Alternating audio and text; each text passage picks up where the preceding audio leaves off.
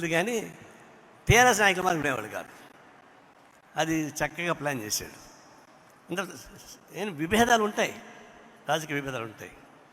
విభేదాలు చూడాలి, శత్రుత్వం చూడడానికి వెళ్ళా. ఒకసారి బాగా విమర్శించాను. నేను నా నోరు కూడా కొంచెం దురుసుగా ఉంటుంది, విమర్శించాను. మరుసటి రోజు ఆఫీస్కి వెళ్తే మేము విమర్శించేదండి పబ్లిక్ ఇష్యూస్ పైనే కదా, పర్సనల్గా ఏముంటాయి. నన్ను చూడగా లేచి కౌలించుకున్నాడు.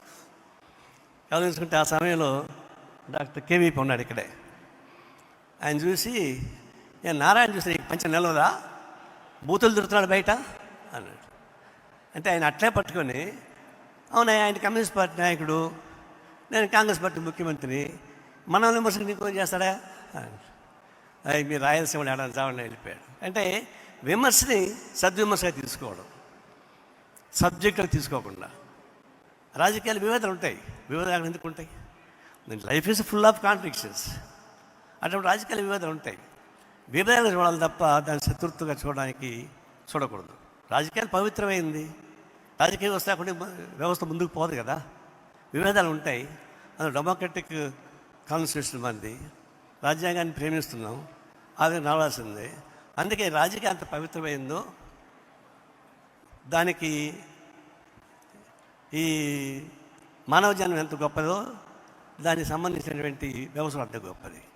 దాని చొక్కాని రాజకీయాలు కావాల్సింది, ఇంకొక మార్గం లేదు.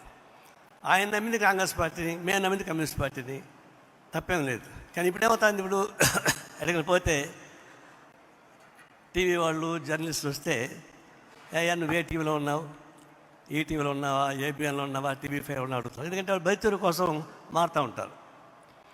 కానీ ఇప్పుడు వస్తే రాజకీయ నాయకులు కూడా మీరు ఏ పార్టీలో ఉండాలని అడగాల్సిన పరిస్థితి ఏర్పడిపోయింది.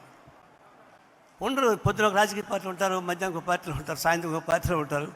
అంటే రాజకీయ వ్యవస్థ క్షీణించిపోయిందంటే రాజకీయ పార్టీ నాయకులు కూడా బెల్ల పెట్టుకొని తిరగాల్సి వస్తుంది, గుర్తింపు బిళ్ళ.